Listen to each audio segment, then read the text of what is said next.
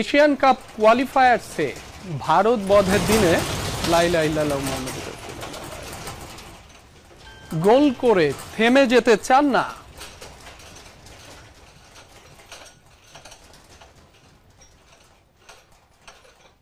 দর্শক, এই মুহূর্তে কিছুটা ভূমিকম্প অনুভূত হয়েছে, বড় আকারেরই হতে পারে। কয় মাত্রার ভূমিকম্প সেটি হয়তো কিছুক্ষণের মধ্যেই জানা যাবে। আশা করি সবাই সাবধানে থাকবেন, যে যেখানে আছেন নিরাপদে থাকবেন। সৃষ্টিকর্তার কাছে প্রার্থনা করছি সবাই নিরাপদে থাকুক। ফিরছি আবারও খেলার খবরে। এশিয়ান কাপ কোয়ালিফায়ার্সে ভারত বধের দিনে গোল করে থেমে যেতে চান না শেখ মুরসালিন।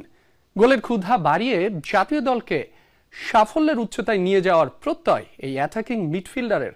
ভারতের বিপক্ষে করা তার সেই গোলের কৃতিত্ব পুরোটাই দিলেন সতীর্থ রাকিবকে। এমন ধারাবাহিকতা অব্যাহত রাখতে দল হয়ে খেলা তাগিদ মুরসালিনের।